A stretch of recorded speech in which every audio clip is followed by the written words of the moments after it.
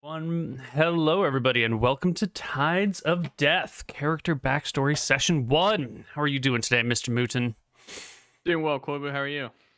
I am good. I've got myself some fried chicken and some onion rings and some waffle fries. I'm ready for some Tides of Death. That's all you need. So, we're here to talk about your character's backstory, about how you came to be the man that you are today. So, let's just hop in. You were born in a town in a not a major port, but like near a major port in one of the inner island rings. There are 5 major islands there. When did you leave? You would have left somewhere between the ages of 12 and 18. How old are you today? My character right now, I believe, is 18. Okay. No, he's 19. So you probably would have left. I had to left when I was pretty young. Yeah. You probably would have had to leave when you were 12 or so, which means you would know a little bit about the world that you came from, but not everything about it. For sure. So do you want to pick one of those 5 central islands that you could be from, if you can see it on the realgoblins.com/maps.php page? Yeah, let me open that up again. 1 second on this monitor. Is there... Can you tell me about the 5 at all? Yes, actually, I have some newer maps that can discuss those in a little bit more detail. Let me just open up my map notes.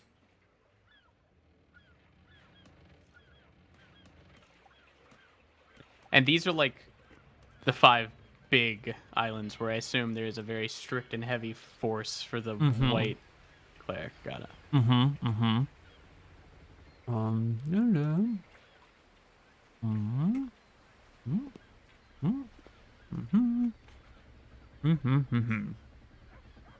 Okay.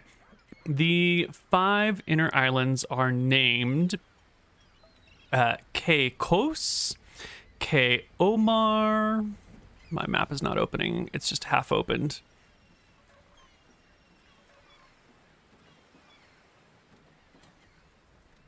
Here we go. Great. So the one at the very north end, the northern one is... the major town there is called Halfport Bay. The island is called Thavamos. It is the largest, most populous, with the biggest city center and the most resources. It's kind of like the main...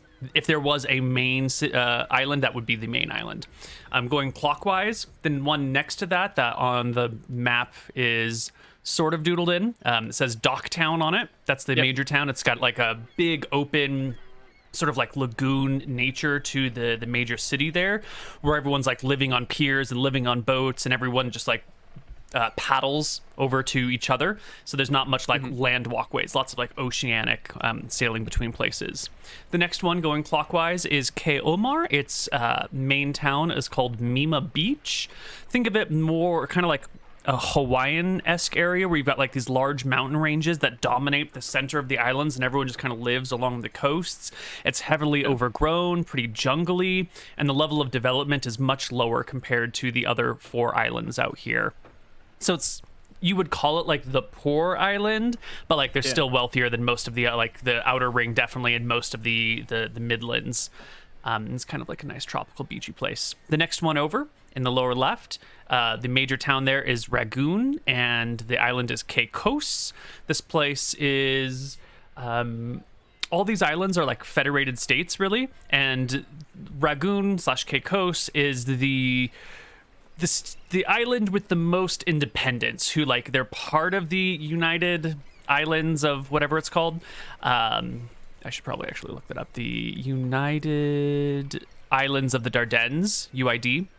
But they were the last ones to join. They were the ones that sort of had to be forced into it, and they very much have their own sort of independence, and we don't really, we're in the Empire, but you can never trust the government sort of people. But they still have to follow like the wizard and cleric rules. They absolutely have to follow all the things. They're full states, but the local laws are sort of like the ruler of the island makes the laws and governs things on land, and the unified empire sort of governs the port towns and the things that happen at sea, and then can like impose on the islands with sufficient, bureaucracy checks, basically. Got it. And the last one is Thalassa, the island just to the left. Its major town is Capital City. This is the capital of the Dardanelles. This is where the White Prince lives, on this giant fucking mountain in the middle of the island. It's where the greatest shipbuilding centers of shipbuilding are, and it's where the center of government happens. So that is our 5 central islands. Cool. I would have probably been from the 4th island, the one before this one that you just mentioned. The one that's like the last one brought into the States, but still heavily ruled. The Texas of the Dardanelles. Yeah. So yeah, Nilrem would have been from what was he called again? Do you know? Ragoon. Nilrem would have been from Ragoon. Yeah, Ragoon, for those of you that are taking notes with me. Excellent. So, let's talk about what happens when you turn 12 years old. The Inquisitor comes to town. Now, the Inquisitor is a specific person who works on this island. Each of the 5 center islands has one Inquisitor, and then there's one for the Midlands, who like travels from island to island, and one for the Outer Rim, who travels from island to island.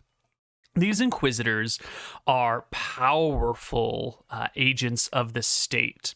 They are equipped with a helmet that has like a bluish glow on the inside that is said to allow the Inquisitor to see the magical aura produced by all magical things, and also to be able to see auras or the ability of spellcasters. So they can look in a crowd and see who is capable of casting spells right away, as well as whatever magical items or spells or spell effects or scrolls or potions or whatever are lying around. These Inquisitors also have a squire who carries with them their shield. Their shield has an anti-magic shell enchantment placed on it. So everything within a certain distance of that shield cannot have any magical effects running.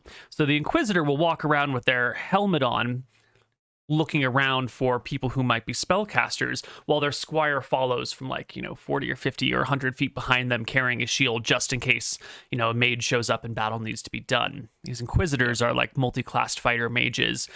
They are like 9th level, and they travel with an entourage that includes a wizard and a cleric and some porters and a messenger and, all the trappings of fancy, almost like ambassadors of the state.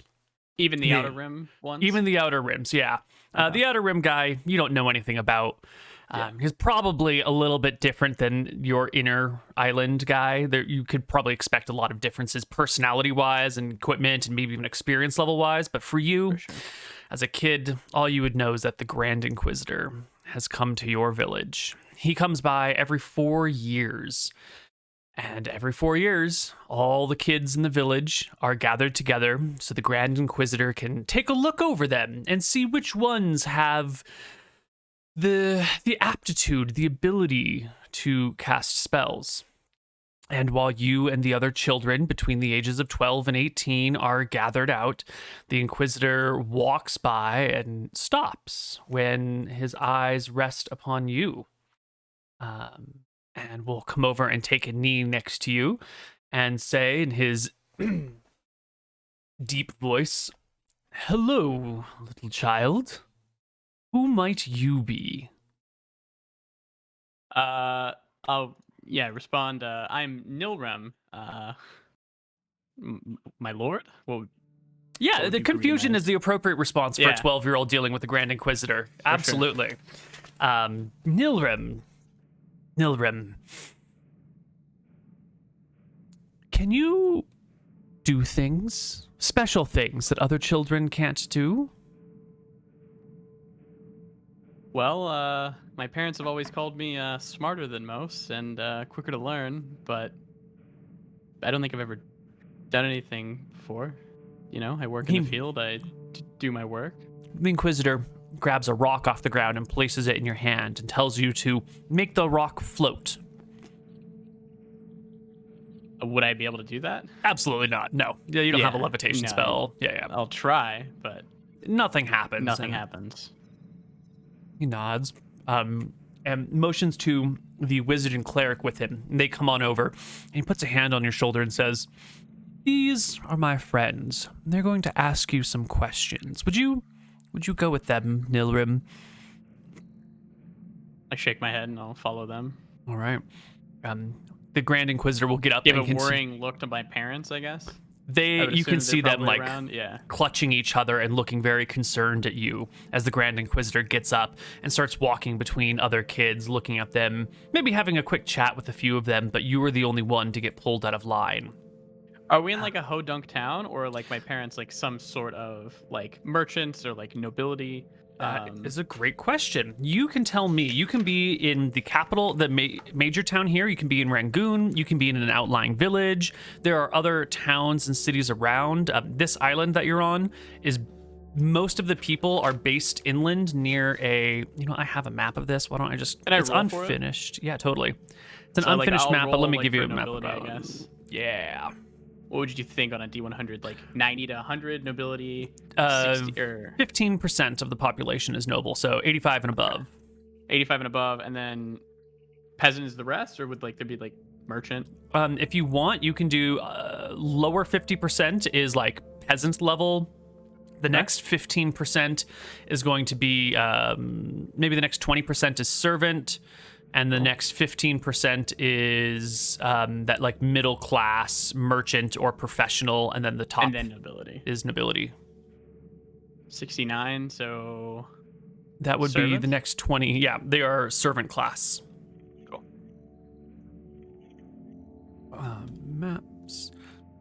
Dens. So So yeah, I'll you- shoot like a worrying look back at like my parents who are servants, Mhm. and they clutch themselves, and I guess I'll go with the cleric and the mage, the wizard. Yeah.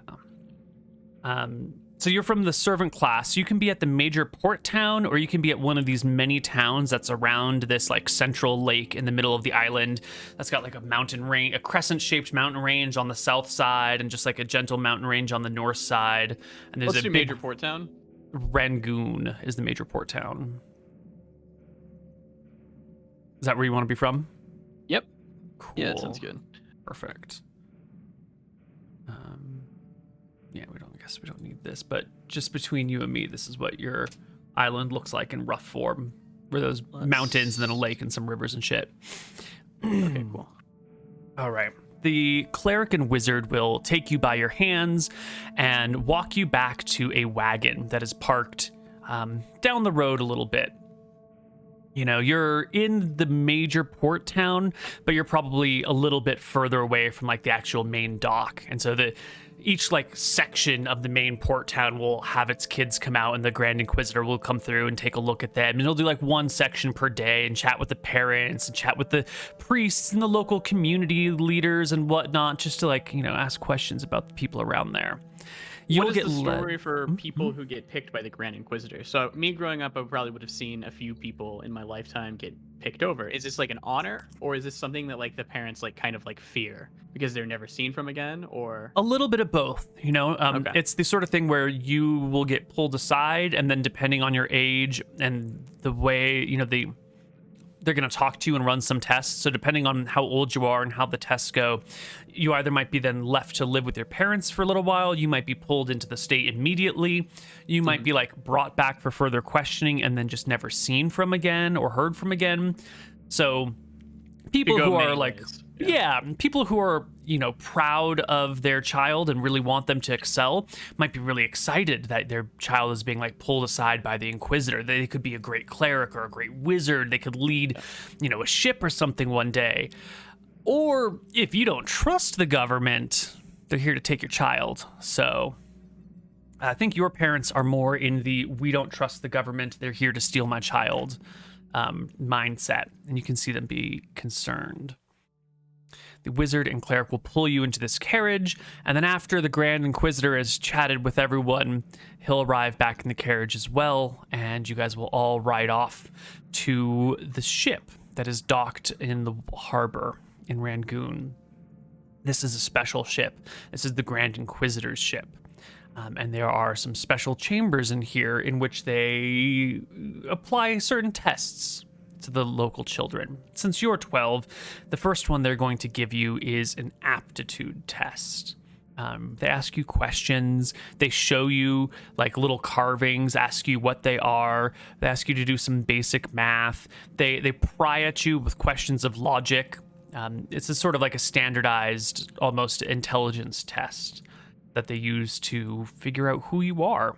And with that, why don't you make an intelligence check to see how well you fare on this aptitude test? Okay, so I have an 18, so this should go well. Mm-hmm. So a 33. You score very high on the aptitude test. A 33 is actually a pretty incredible score. An average person would have to roll a natural 20 and be on the upper side of average to make this sort of check. So that you score a 33, on your first try, you can see the wizard and the cleric exchange looks as you answer these questions quickly and accurately and have deep thought and insight into it. And you're only 12. It's a little weird. They pull themselves aside and begin to talk amongst themselves for a little while. And then the cleric comes back and opens up a bag and pulls out like 28 little statues. And you can pretty quickly tell that each of these statues is an individual depiction of a deity in various forms. And the cleric will arrange them in a series of concentric circles, sort of like the Dardennes are, where the big 7 will go in the middle, and then their children will go around them, and then the upper and the lower gods will dot the very outside ring. And the cleric will ask you, which of these figures, which of these deities stands out to you the most? Which one of these do you feel drawn to? And I will link you the full Pantheon document, and you can tell me which of these deities stands out to. Can I just roll? Little kid. You can totally roll, yeah. If you want to just pick one I think randomly. rolling and randomly, I think that's cool. So 1 out of 28. 1 out of 28. 26. So that will be 3 off the back. That is going to be Ponos, the god of suffering, child of Nadinus and Malchus. His holy symbol is a sort of like a purple spiral that gets tighter and tighter and tighter. And cleric will look at you, and I'll ask you, you understand that suffering is bad, right? Suffering's just something everybody goes through. It's a great equalizer, It's something we all share in common. Cleric looks upset at this. This is not what children are supposed to say. This is not supposed to be the methods of the youth. Cleric will ask you, you know that the oceans spin clockwise. Is that why you picked Ponos? Because Ponos spirals clockwise just like the seas? Nilrem will shake his head.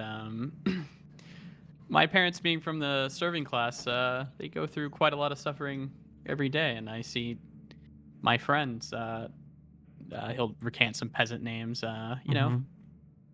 everybody suffers on some level.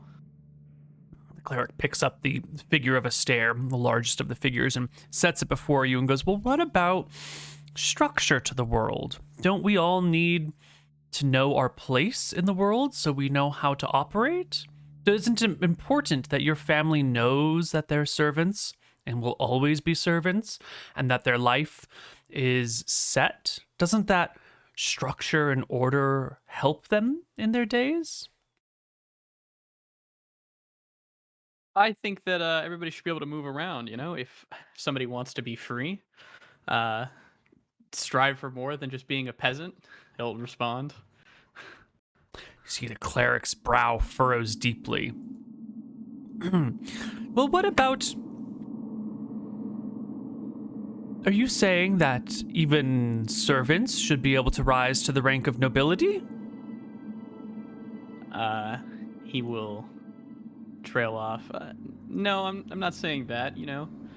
I'm just saying that, you know, everybody has something about them that makes them unique, and there's probably something to be special in everybody. I don't. A stare is great. I'll respond. Give me a charisma check. Yeah.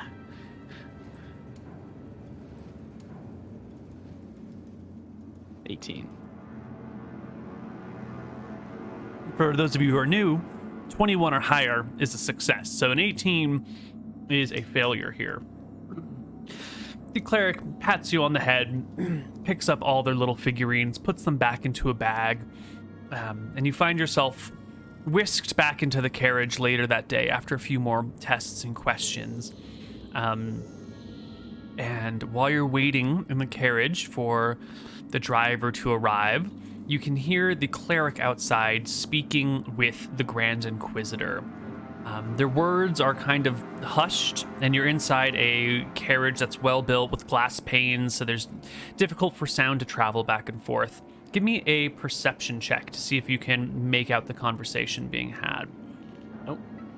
All right. Well, you can see that they're pretty cross with one another. There is a lot of gesticulating. The cleric seems to be fairly adamant about something. And after 5 minutes of them chatting, the Grand Inquisitor will poke his head inside and say, Nilrem, you've been a very good boy. We're going to send you back with your parents for tonight. And in a few days, when it is time, our ship will leave and we will head to the capital for some further investigations. Is that okay? I nod. Good boy, he says, and he speaks to the driver who will take you back to your home. You'll arrive back at your house 15 minutes later or so. The driver will let you out, and you can go in, and your parents are there, eagerly waiting. They see you through the window when you get out of the carriage and come to meet you in the street. They look at you and throw their arms around you and say, "What, Nilrem, son, what happened? What happened? What did they do to you? Are you okay?" All right, they put me through some tests, but it seemed like they weren't happy with how it turned out. What? As I was watching from the carriage, the cleric was in an uproar. I'm not sure. They asked which god I favored, and I don't know, just looking at the You said a figures stare, and- right, son? Right, son. What? Well, they wanted my real answer, and just looking at the figurines, you know, I thought Ponos was the one who looked the best. Your mother covers her face with her hands, frustrated. Your father, holds her tight and whispers to her, "It'll be fine. It'll be fine." What are your parents' names? Susie. It'll be fine, Susie. Yeah. Or whatever. You can change Doesn't that matter. later if you want. You'll Yeah, probably I never might see them change it again. later, Yeah. So that night, you find yourself, you find your parents packing your bags that night. They've got a little cloth knapsack that they're shoving some clothing into. They put in your favorite blanket. They stuff in anything that you might need, a little bit of food. Your mother gives you one of her rings. It's a small emerald ring that she's got. It's like the most valuable thing your family has. It was what your father proposed to her with. And you can see this stuff, and they haven't really told you what's going on, but they're stuffing your bag with stuff and more stuff. And finally, I'll come down and I'll ask, is this for the preparation for me going to the capital? Your dad speaks up. "Son, you're not going to the capital. Those people, we don't even know what they're going to do with you. And if you didn't tell them what they wanted to hear, might do something terrible with you." Where am I gonna go then? Is this inside like a noble house that they're doing this? No, Since they're you're- servants. They're servants, but they have their own property. your own spot, Yeah, it's like okay. an apartment. There's 6 units in the building. Your parents have a 2-room home, and then they walk to work in the mornings. Got Your dad pats you on the shoulder and says, I have a friend. You remember your Uncle Tommen, right? Yeah? Well, you're going to go with Uncle Tommen. He's here in town tonight. Do you remember the third dock? We've been there before. It's the one where you remember the crane is a little bit broken? He would cut him off and explain like exactly where it is, to like a T, explaining the direct routes. Your dad nods and goes, good son. Uncle Tommen is going to be waiting at the docks for you on the third dock tonight. He hands you a bag of money. You can feel the weight of it. It's a lot of coins. The bag is like overstuffed. Uncle Tommen is going to take you somewhere safe, son. He's going to take you somewhere far away from here. And we're not going to see you ever again. Do you understand? Nilrem would like start to tear up. Why? It didn't go that bad. The meeting was fine. They seemed impressed at how smart I was on the tests. Yes.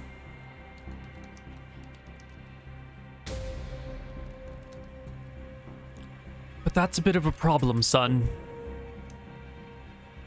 The White Prince doesn't want brilliant people like you working with him.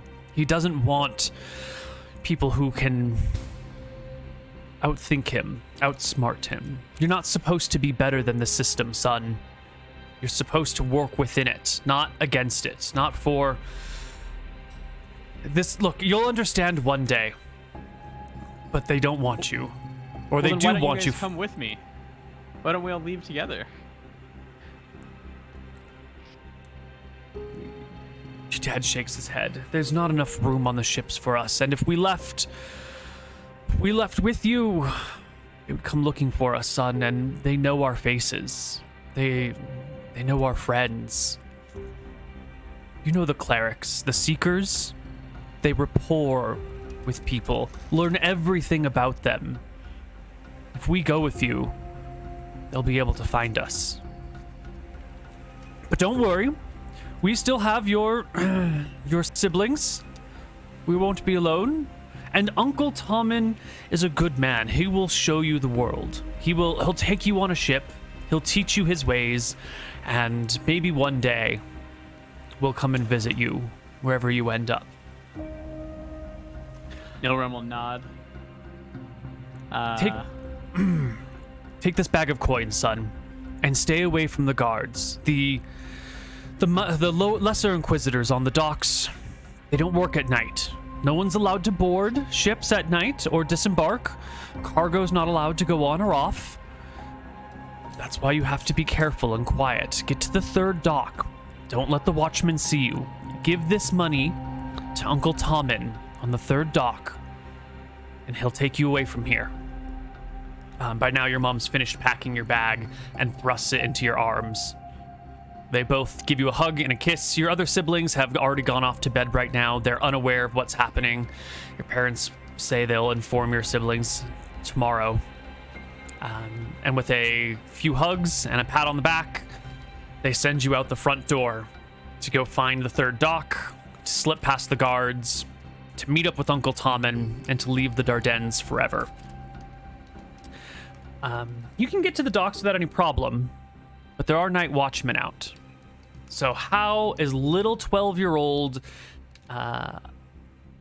Nilrem? How is little 12-year-old Nilrem, who doesn't have any spells yet, gonna get past the dock guards? Is there like a sewage drain or something that Absolutely goes to the docks? Yeah, you'd probably go through there. Probably nobody wants to be near there, and he wants to get there safe. So a river comes right through the middle of town and then dumps out in the middle of the harbor. And the town has built a whole sewer system with pipes that all lead into this river to get rid of all their waste. The whole town is like built up a little bit of, maybe 20 feet above the river line at the back end of town, and down to the river line at the front end of town. So you can find one of these storm drains that eventually deposits itself in the sewer, and follow that. Get yourself covered in just like the dirt and grime of the city that gets washed down these storm drains. People's night soil that they toss out the window that then gets rained on and swept into the water. It's gross. It's disgusting. But it's safe. True. Wow.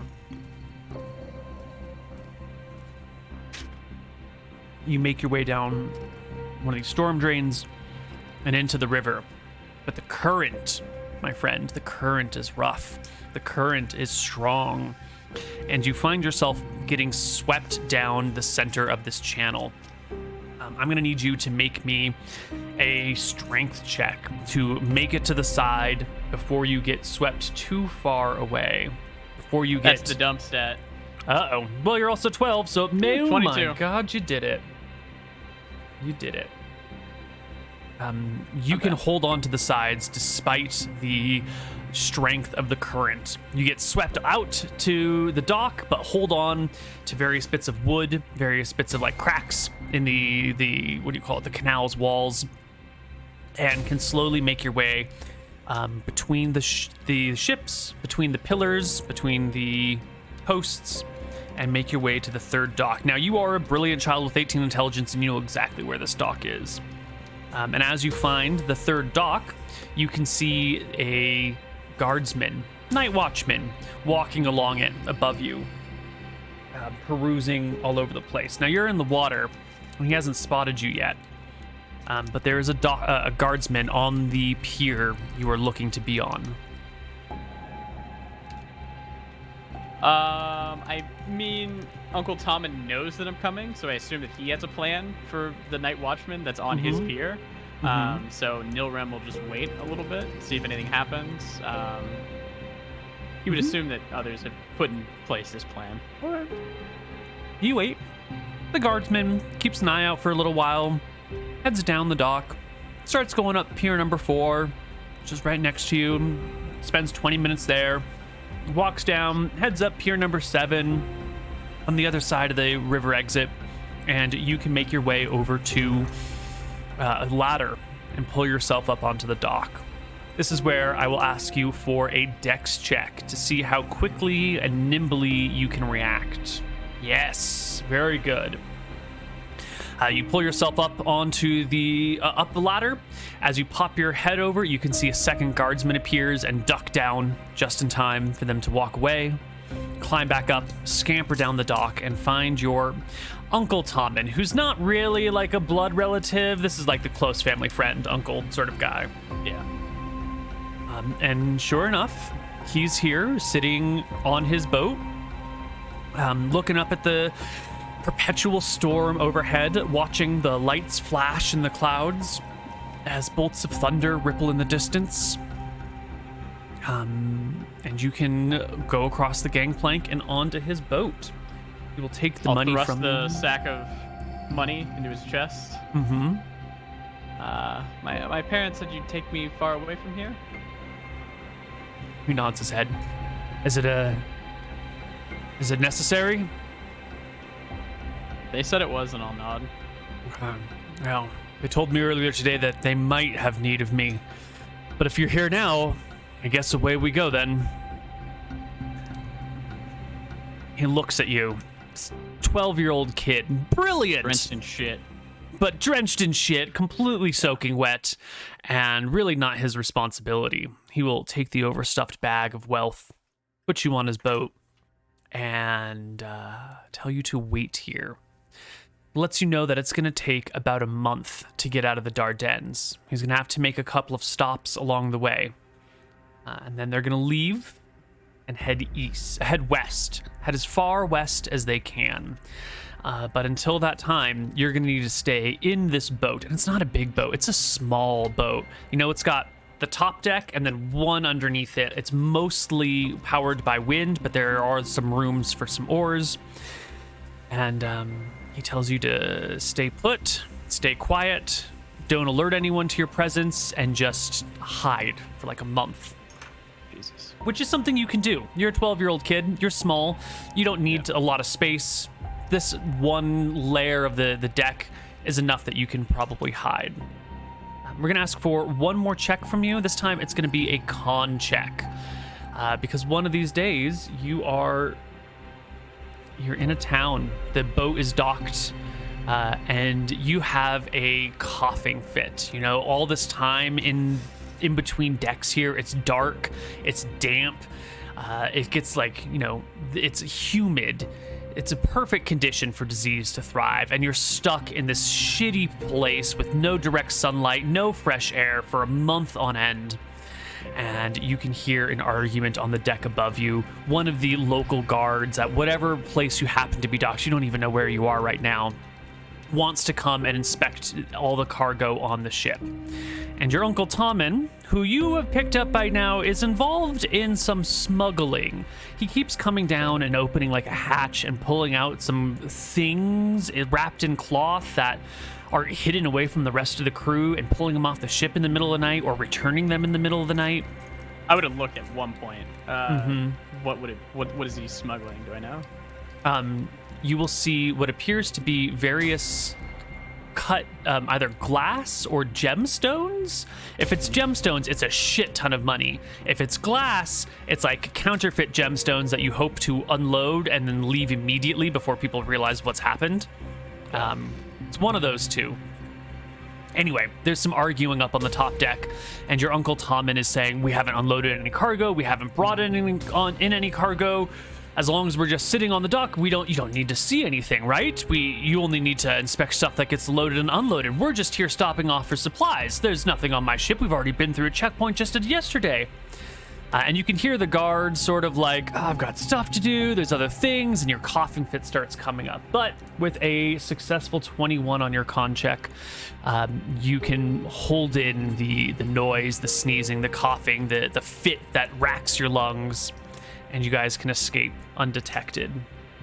And after that incident, you will set out to the seas, where your Uncle Tommen will pull you out and introduce you to his crew, the people on his ship. Yeah, it's like 3.5 weeks, 3 weeks, something like that, roughly a month. And he will introduce you to everyone, gesturing and saying, everyone, this is my nephew, Nilrem. Nilrem, say hi to the crew. He's going to be living with us for a while, and we're going to train him to be a sailor and to be a part of our crew. The people around you are kind of a bunch of scuzzy folks. Most of them haven't shaved in a month. Their hair's all over the place. One of them's missing a hand. One of them's missing a foot. It's just like a peg ankle, if you would. Just at the very bottom of the foot has been chopped off. One guy's missing a couple of fingers. None of them look like they are particularly law-abiding citizens.